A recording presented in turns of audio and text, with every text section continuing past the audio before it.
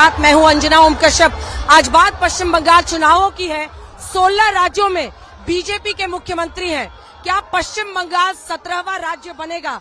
आज हम मौजूद हैं सोनारपुर, नॉर्थ 24 परगना के इलाके में। सोनारपुर की ये सीट है और गृह मंत्री अमित शाह, जो कि पूरी चुनावी रणनीति के केंद्र में है, वो इस वक्त हमारे साथ आज तक पर जुड़ रहे हैं। गृह मंत्री अमित शाह जी, बहुत स्वागत है आपका आज तक पर। आपकी आंखों में एक सपना है कि 17वां राज्य जिसमें बीजेपी का मुख्यमंत्री हो वो पश्चिम बंगाल बनेगा। किस आधार पर आपको लग रहा है कि ये पूरा हो सकता है? देखिए, मैं पूरे प्रथम चरण में घूमकर आया हूँ। आज द्वितीय चरण में मेरा चौथा कार्यक्रम है। यही कलकत्ता शहर जहाँ हमें कभी एक भी सीट नहीं मिली थी, वहाँ आज देखिए किलोमीटरों तक हुजूम है। हम उनकी अपेक्षाओं तक पहुँच भी नहीं सकते। इतना हुजूम भारतीय जनता पार्टी की प्रत्याशी रूपा गांगुली के स्वागत में आया है। यही बताता है कि अगली सरकार भाजपा की बनेगी। 11 की 11 सीटें कोलकाता में पिछली बार ममता बनर्जी ले गई थी। आप 77 सीटों पर सिमट गए थे। 140 पार चाहिए होगा। आप कह रहे हैं सर 170। तो कैसे, कहां पर आपको फायदा होता दिख रहा है? पिछली बार 59 सीटें पहले फेज में आई थी। देखिए, देखने का एक नजरिया होता है। हम 2 से 77 पर पहुंचे थे, तो आप ही गणित लगा दीजिए 77 से कहां पहुंचेंगे। इस बार हम 2 से 77 पर पहुंचे थे। ये कोई कम छोटी छलांग नहीं थी, ये बहुत बड़ी छलांग थी। और इस बार भारतीय जनता पार्टी पूर्ण बहुमत की सरकार यहां बनाने जा रही है। गृह मंत्री जी, दरअसल एक बार दिखा दीजिए, एक बार नजारा दिखाइए। भाई देखिए, आज जब आप देख रहे हैं कि गृह मंत्री अमित शाह के रोड शो में ये हुजूम आपको दिख रहा है सड़कों पर, इससे कोई इनकार नहीं कर सकता है। ये समर्थन भी मिल रहा है। लेकिन गृह मंत्री जी, मेरा प्रश्न आपसे ये है कि क्या होता है चुनावों में लोगों को, बीजेपी वोटर्स को निकालने में कहीं पर चूक जाती है। ये भी पिछली बार आया था। आपको लगता है कि ये लोग वोट करने के लिए उस दिन निकलेंगे आपके लिए? इस बार स्वयंभू वोट करने के निकलेंगे। मैं कोई सेलिब्रिटी नहीं हूं, मैं सीधा साधा राजनीतिक कार्यकर्ता हूं। अगर मेरे रोड से में इतना बड़ा हुजूम आता है तो बताता है कि इस बार स्वयंभू वोटिंग होने वाली है।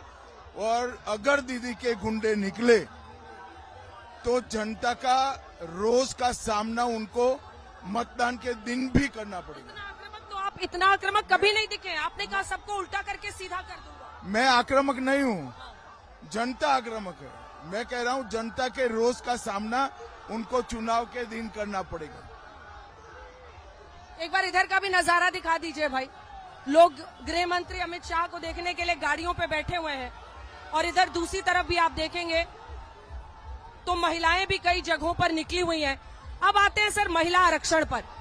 महिला आरक्षण का मुद्दा, पिछली बार के चुनाव में लगभग 36% वोट महिलाओं का आपको मिला और टीएमसी लेकिन 50% ले गई। किस आधार पर? वो 1500 दे रहे हैं लक्की भंडार योजना में, आप 3000 कह रहे हैं। क्या महिलाएं आप पर भरोसा करेंगी?